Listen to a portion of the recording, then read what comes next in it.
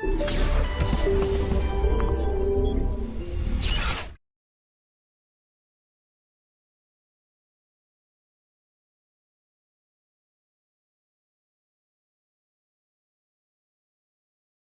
sambung pada halaman yang berikutnya, pada hadis yang ke-10.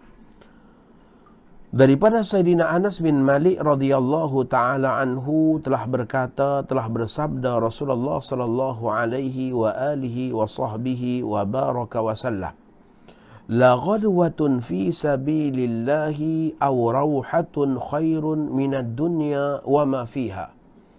Hadis ini diriwayatkan daripada Sayyidina Anas bin Malik radhiyallahu taala anhu yang merupakan khadam kepada Rasulullah sallallahu alaihi wasallam. Sayyidina Anas bin Malik ketika mana beliau diserahkan oleh ibunya kepada Rasulullah sallallahu alaihi wasallam, iaitu Ummu Sulaim, ketika menyerahkan Anas bin Malik kepada Nabi sallallahu alaihi wasallam. Anas bin Malik pada ketika itu baru berusia 10 tahun. Anas bin Malik radhiyallahu taala anhu pernah didoakan oleh Rasulullah sallallahu alaihi wasallam dengan satu doa yang kita semua patut doakan anak-anak kita. Ketika mana hantar anak sekolah, ketika mana malam-malam buat pemeriksaan tengok anak-anak tidur ke tak tidur, masya-Allah, Maka pada ketika itu, saat melihat anak-anak yang sedang tidur itu, bacakan doa yang dibacakan oleh Nabi SAW buat Sayyidina Anas bin Malik. Nabi kita doakan 3 perkara untuk Sayyidina Anas bin Malik. Allahumma rzuqhu mala wa walada wa barik lahu. Ya Allah, anugerahkanlah kepada Anas bin Malik akan harta. Anugerahkanlah kepadanya akan anak, yakni zuriat, dan anugerahkanlah kepadanya ya Allah keberkatan dalam hidup, yakni pada anak pun berkat, pada harta pun berkat, bahkan pada umurnya pun berkat. Maka Allah Subhanahu wa taala kabulkan permintaan baginda sallallahu alaihi wasallam, sehinggalah Anas bin Malik ni menjadi orang yang sangat-sangat ada keberkatan dalam hidupnya. Jadi 3 perkara tadi kita ulang. Allahumma rzuqhu mala wa walada wa barik lahu. Ya Allah, anugerahkanlah kepadanya harta. Ya Allah, anugerahkanlah kepadanya zuriat. Ya Allah, anugerahkanlah kepadanya keberkatan. Maka kata Thabit al-Bunani, salah seorang daripada murid Sayyidina Anas bin Malik radhiyallahu taala anhu, beliau mengatakan bahawa aku dapati doa Rasulullah sallallahu alaihi wasallam itu benar-benar dikabulkan Allah, sehingga Anas bin Malik radhiyallahu taala anhu menjadi orang yang paling kaya di kalangan orang-orang Ansar. Beliaulah orang yang paling banyak harta.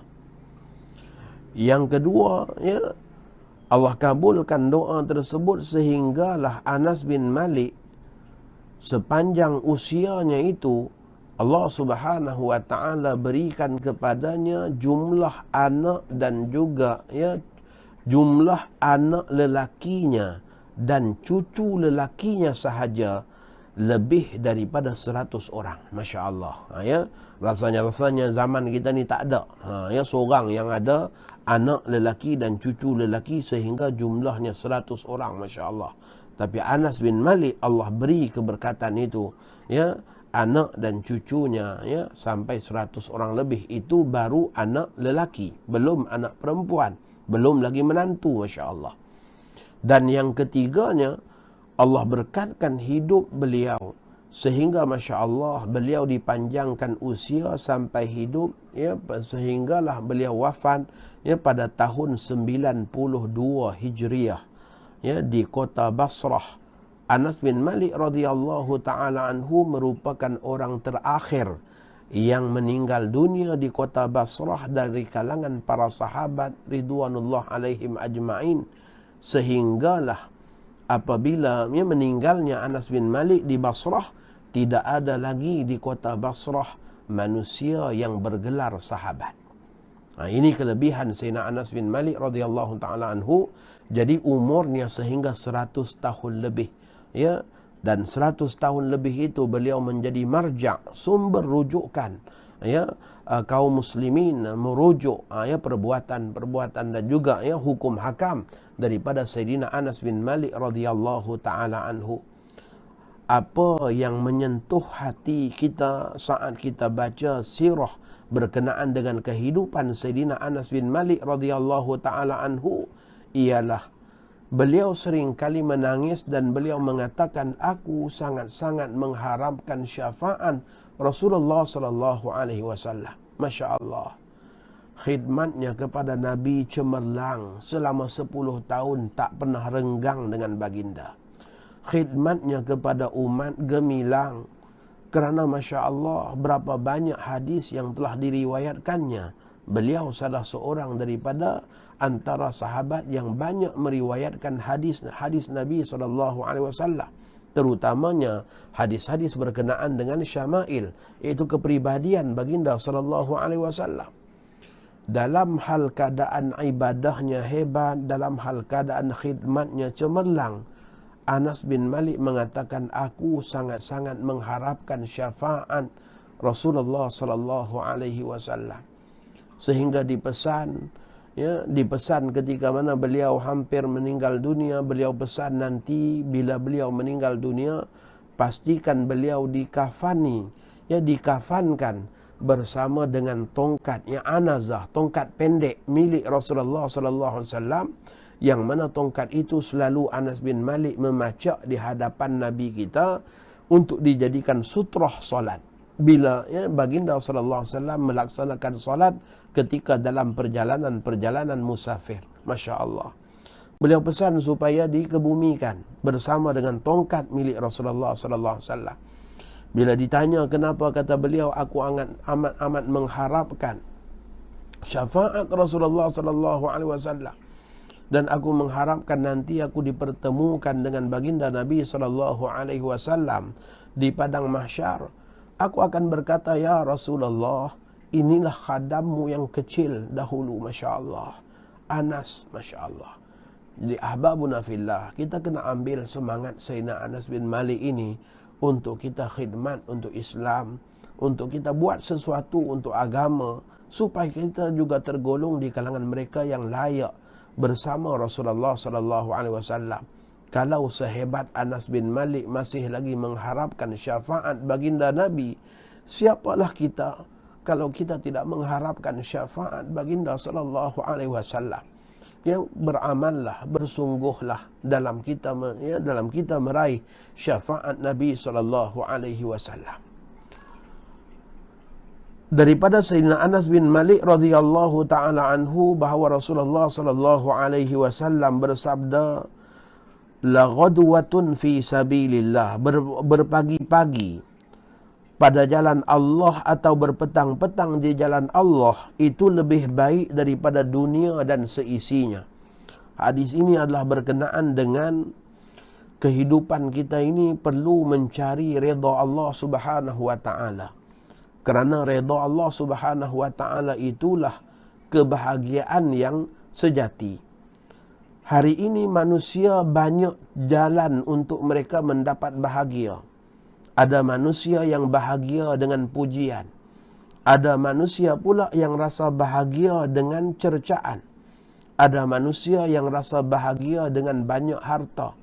Ada manusia yang rasa bahagia dengan kefakiran. Ada manusia yang rasa bahagia dengan pangkat dan jawatan. Maka kebahagiaan itu pada setiap orang berbeza-beza.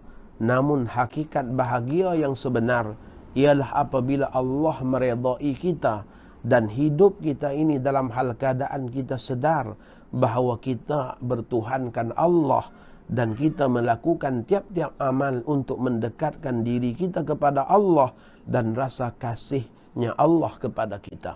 Itulah hakikat kehidupan yang sebenarnya untuk kita mendekatkan diri kepada Allah Subhanahu wa taala.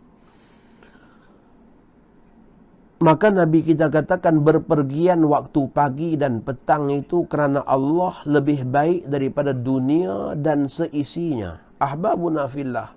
Kenapakah baginda sallallahu alaihi wasallam menyebut pagi dan petang? Ya, kenapakah tak disebut waktu-waktu yang lain? Apakah hanya keluar pada waktu pagi dan petang saja kita akan dapat kebaikan? Ataupun ya, keluar pada bila-bila masa? Ulama mengatakan bahawa hadis ini adalah contoh bagaimana zikrul juz' iradatal kull. Ya, menyebut sebahagian tetapi dengan makna keseluruhan.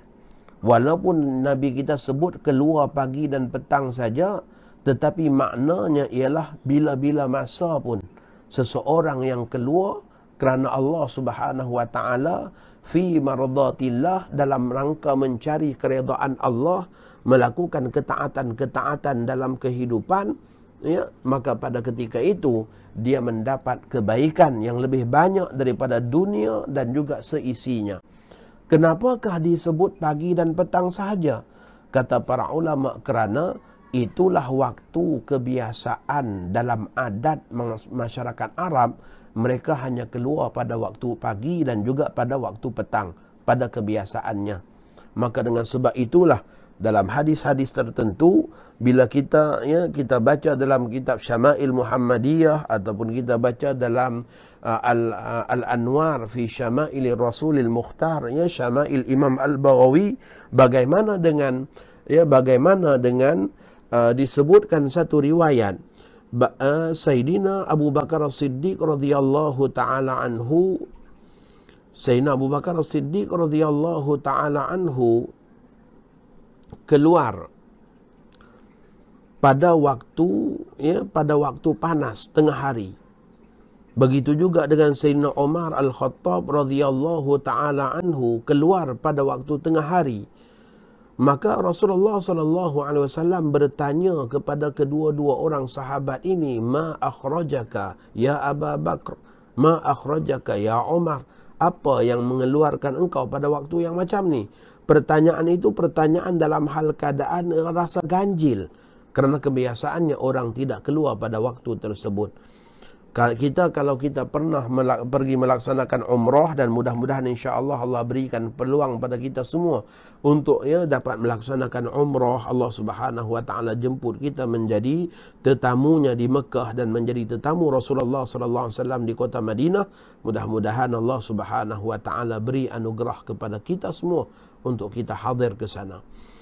Jadi kalaulah kita pergi umrah, kemudian kita berpeluang pergi ziarah ke Taif, maka pada ketika itu, ya, kita biasanya keluar daripada Mekah, ya, pada waktu pagi, selepas melakukan tawaf wada' dan sebagainya, kemudian mengambil bas untuk kita pergi ke Taif. Maka pada ketika itu dalam rencana perjalanan itu kita singgah di beberapa tempat mengimbau sejarah-sejarah yang berlaku ke atas junjungan besar Nabi Muhammad sallallahu alaihi wasallam, sehinggalah bila kita tiba di Taif, kita akan tiba pada waktu kebiasaannya, pada waktu zuhur. Maka kita akan mendapati suatu fenomena di Taif. Semua kedai-kedai di Taif ditutup. Ya, kedai minyak wangi tutup, begitu juga kedai-kedai buah ditutup, begitulah juga dengan supermarket dan sebagainya, semuanya ditutup. Yang dibuka hanyalah stesen minyak dan juga kedai restoran nasi Arab. Itu dibuka. Ya, buka pun adalah untuk melayan kita Melayu ni lah makan. Biasanya orang Arab dia tak makan time tu. Masya-Allah, mereka berada di rumah masing-masing. Sehingga ada kawan-kawan yang kali pertama sampai ke Taif tanya, memang pekan Taif ni memang sunyi macam ni ke Ustaz? Memang pekan mati ke? Sebenarnya tidak.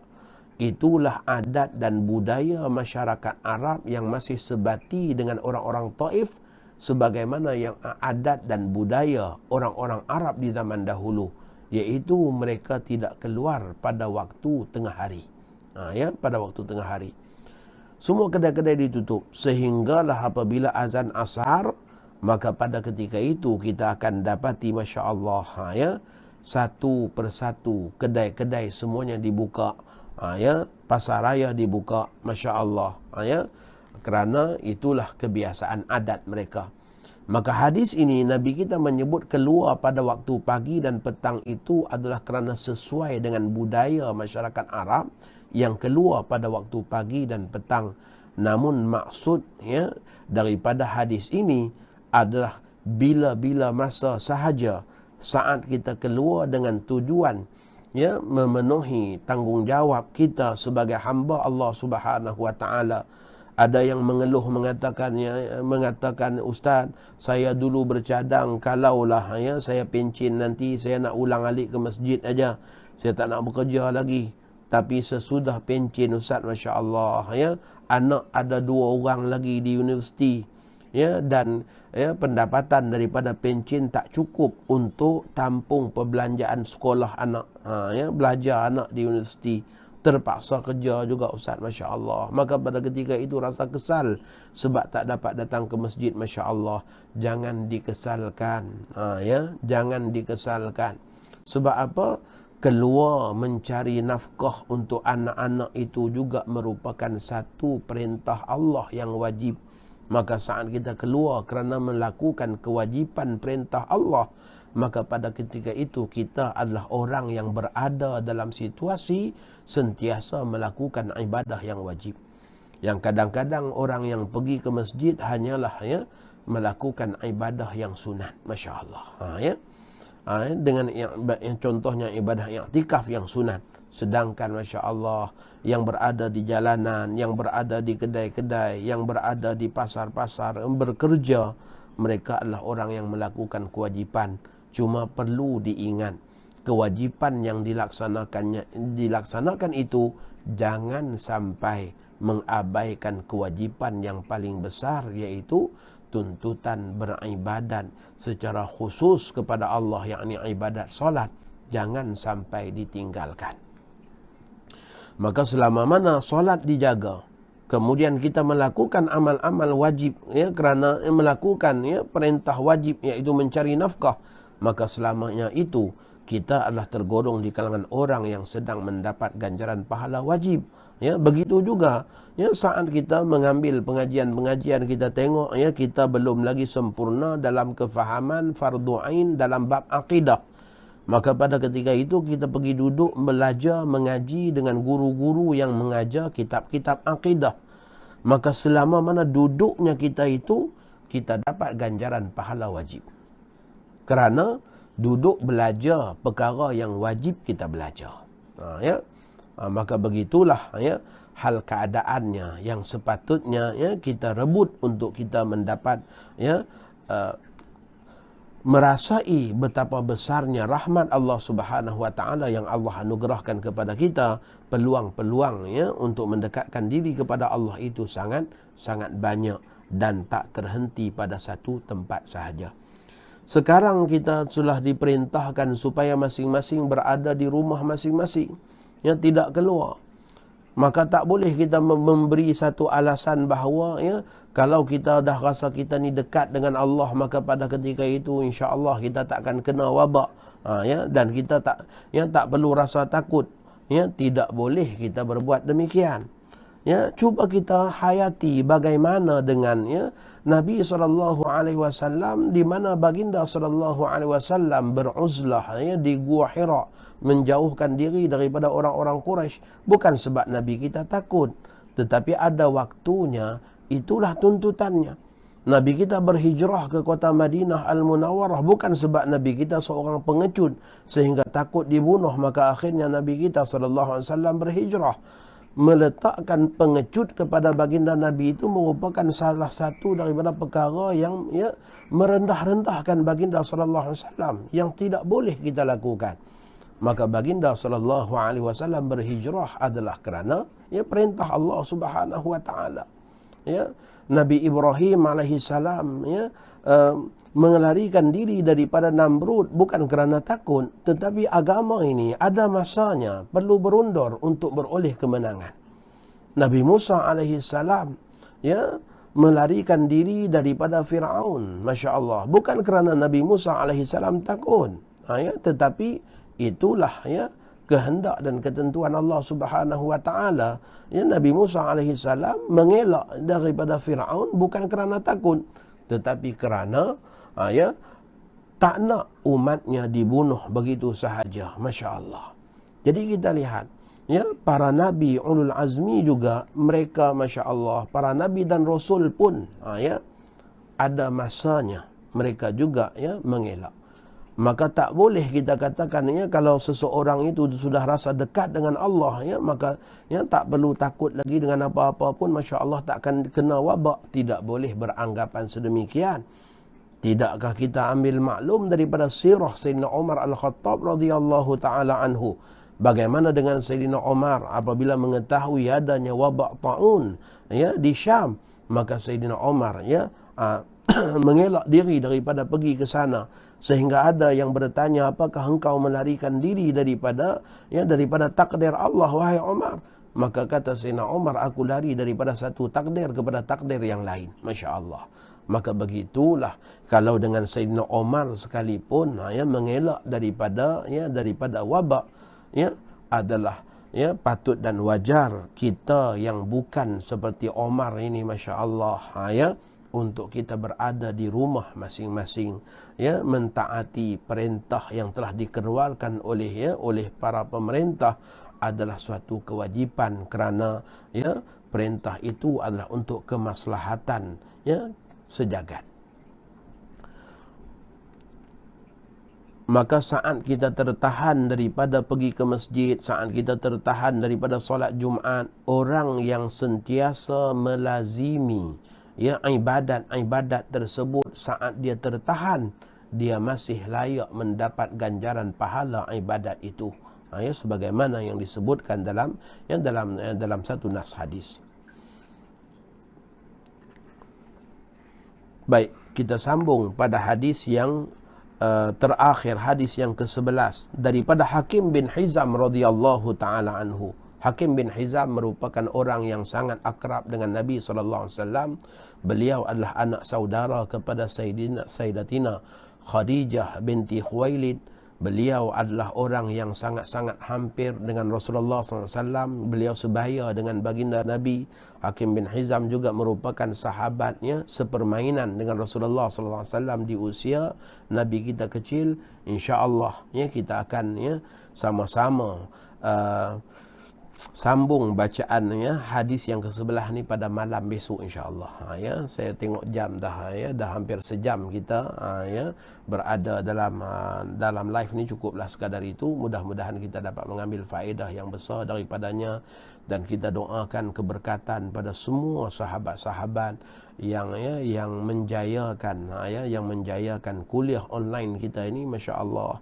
Kita doakan mudah-mudahan Allah berikan kesihatan, keafiatan, keberkatan, kemurahan rezeki, dan Allah Subhanahu wa taala berikan kesembuhan kepada kita semua dan seluruh kaum muslimin. Hari ini kita dapat berita gembira bagaimana dengan 236 orang yang sembuh. Masya-Allah, kesembuhan mereka itu bukan hanya sekadar usaha daripada doktor-doktor dan juga jururawat, tetapi kesembuhan mereka itu sebenarnya adalah daripada seluruh usaha kaum muslimin. Sebab masing-masing daripada kita mendoakan, masing-masing daripada kita mendoakan, maka kita semua adalah orang yang turut serta membantu. Kita yang berada di rumah adalah orang yang turut serta memberikan pertolongan. Jadi mudah-mudahan berkekalan hal keadaan kita mendapat rahmat dan kebaikan daripada Allah Subhanahu wa taala dan ganjaran daripada Allah.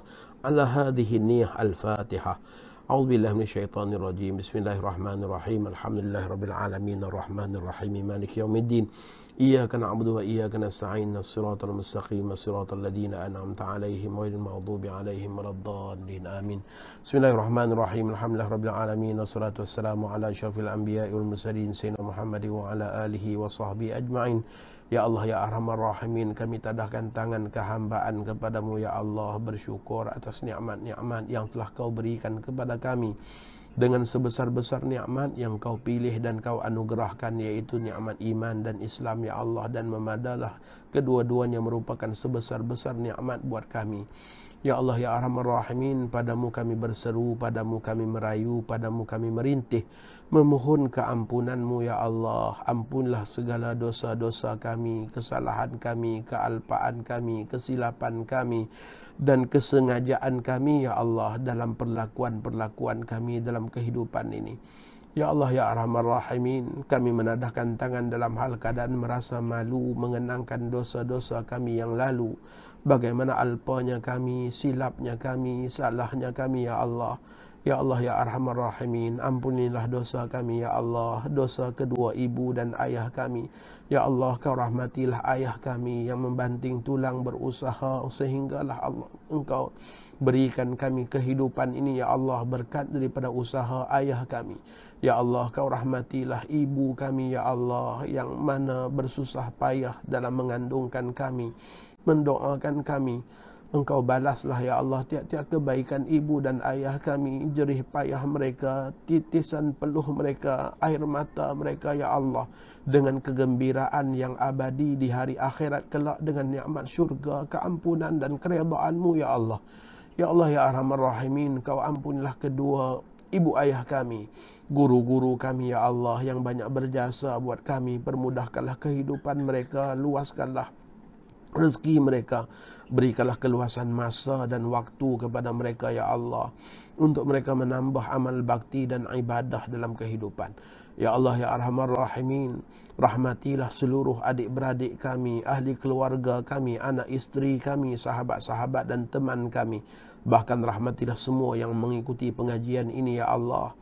Anugerahkanlah penjagaan, keselamatan, kerahmatan, keafiatan, kesembuhan, kejayaan, kesenangan dan kebahagiaan ya Allah, dunia dan akhirat buat semua yang sedang mengikuti pengajian ini dan seluruh ahli keluarga mereka.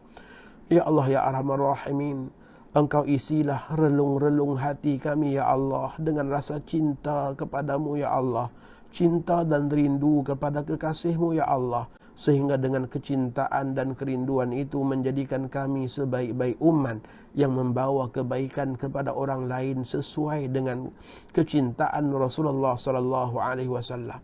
Ya Allah ya Arhamar Rahimin, kasihanilah saudara-saudara kami yang sedang bertugas dalam barisan hadapan di negara ini ya Allah.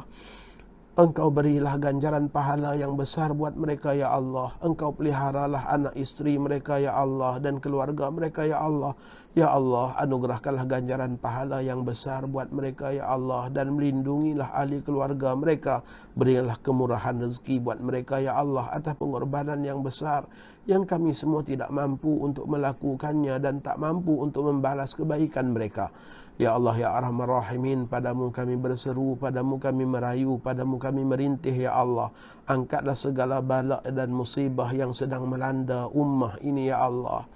Ya Allah, sesungguhnya coronavirus salah satu daripada hamba-Mu ya Allah yang menjadi sebab kepada wabak ini ya Allah. Sebagaimana datangnya wabak, begitu juga datangnya kesembuhan ya Allah. Anugerahkanlah kesembuhan kepada mereka yang sedang menderita dengan sakit daripada wabak ini ya Allah, dan berikanlah jalan keluar kepada kami semua daripada hal keadaan ini ya Allah. Ya Allah, sesungguhnya hati tiap-tiap orang daripada kami sudah kerinduan kepada masjid-Mu dan menyesal kerana dahulu tidak bersungguh-sungguh untuk pergi ke masjid ya Allah. Pada saat ini ya Allah, kami merayu kepadamu ya Allah, Ramadan yang bakal tiba ini ya Allah, anugerahkanlah peluang untuk kami dapat semula masuk ke masjid-Mu ya Allah. Bantulah kami ya Allah, angkatlah segala musibah ini, angkatlah segala keburukan ini ya Allah. Aman dan damaikanlah daerah kami, negeri kami, negara kami, bahkan seluruh negara umat Nabi Muhammad sallallahu alaihi wasallam, tidak kira di mana mereka berada. Berikanlah keamanan dan kesembuhan, keafiatan dan kesejahteraan, perlindungan dan penjagaan agar kami tidak terkena dengan wabak ini ya Allah. Ya Allah, mereka yang meninggal akibat daripada bencana wabak ini ya Allah, dari kalangan saudara-saudara kami yang beriman ya Allah, anugerahkanlah pahala syahid buat mereka. Tabahkanlah hati keluarga mereka ya Allah.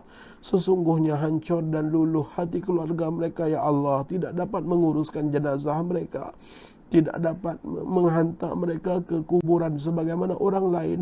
Anugerahkanlah ketabahan buat mereka dan ganjaran pahala yang besar buat mereka ya Arhamar Rahimin. Padamu kami berseru, kami merayu, kami meminta ya Allah. Ya Allah, jangan dihampakan tangan yang di darah, jangan dihampakan air mata yang mengalir, jangan dihampakan lidah yang mengaminkan doa ini ya Allah. Bahagiakanlah kami ya Allah, dunia dan juga akhirat kami ya Allah. Ya Allah, siapa juga yang menjayakan dan menaja majlis kami ini ya Allah, anugerahkanlah kemurahan rezeki dan kejayaan dunia dan akhirat buatnya dan seluruh ahli keluarganya. Ya Allah, golongkanlah kami tergolong di kalangan mereka yang dikumpulkan bersama Rasulullah sallallahu alaihi wasallam di hari akhirat kelak ya Allah. Jangan dijauhkan kami daripada baginda sallallahu alaihi wasallam. Anugerahkanlah syafaatnya buat kami ya Allah. Anugerahkanlah syafaatnya buat kami ya Allah. Ya Allah, anugerahkanlah kepada kami husnul khatimah. Anugerahkan kami husnul khatimah. Anugerahkan kami husnul khatimah. Anugerahkan kami husnul khatimah. Wa sallallahu ala sayyidina Muhammad wa ala alihi wa sahbihi wa baraka wa sallam. Walhamdulillahi rabbil alamin. Taqabbalallahu minkum. Sehingga bertemu lagi insyaAllah di malam besok. Assalamualaikum warahmatullahi wabarakatuh.